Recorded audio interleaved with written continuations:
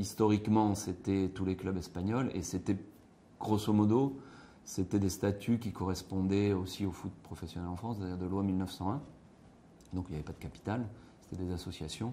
Et effectivement, les associations étaient dirigées, enfin appartenaient aux abonnés du club.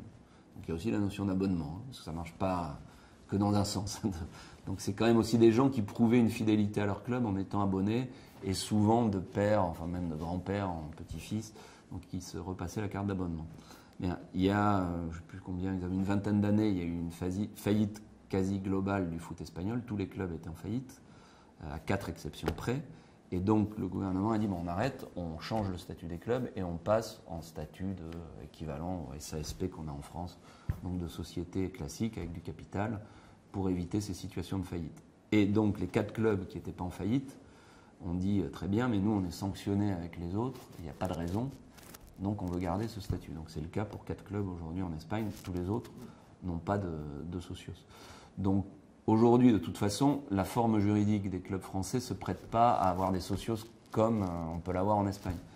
Ensuite, que des supporters aient envie de s'engager plus dans la vie du club, imaginez une forme de super abonnement où il y a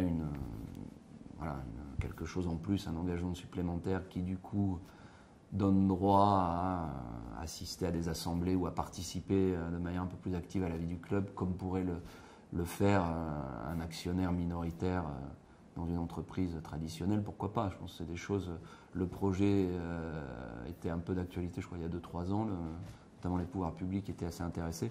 Je pense que ça peut être une bonne idée, dire que le capital du club est partiellement ouvert à des socios, pourquoi pas? Mais aujourd'hui, il faut aussi comprendre que, compte tenu de la forme juridique et compte tenu et c'est vrai pour les Girondins, mais pour tous les clubs, du fait qu'il y a des actionnaires qui mettent du capital et puis surtout qui garantissent quand même des dettes, parce qu'il y a des dettes dans la plupart des clubs français, on ne peut évidemment pas demander à un actionnaire d'abandonner le pouvoir à des gens qui n'auraient pas le même type de risque ou d'engagement vis-à-vis du club. Donc les clubs, encore une fois en Espagne, qui restent sociaux, c'est Real, Barça, Real Sociedad, je crois, et puis un autre qui m'échappe, peut-être le Betis Séville, enfin il y en a un quatrième, je ne sais plus lequel. C'est aussi parce que finalement il n'y a pas de structure, il n'y a pas de société anonyme. Donc bon, ce qui n'empêche pas que parfois les différents présidents puissent avoir des garanties personnelles, comme Florentino Pérez au Real, qui apportent des garanties personnelles, mais c'est quand même une structure juridique très différente.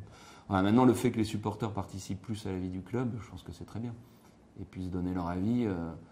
On a quelques initiatives ici qui vont quand même aussi dans ce sens-là. Alors ça reste modeste, mais imaginez qu'on puisse faire une sorte d'assemblée générale, comme on peut le faire dans les sociétés où tous les actionnaires sont invités, et faire la même chose avec les abonnés, ça peut être une idée, effectivement, de questions-réponses et d'expliquer la vie économique du club aux gens qui sont plus engagés. Donc pourquoi pas les abonnés. Mais je pense qu'il faut aussi que ça joue dans les deux sens et qu'il y ait une preuve d'engagement qui va un peu au-delà d'aller juste à un match de temps en temps. Mais oui, les abonnés peuvent tout à fait justifier ce niveau d'information supérieur.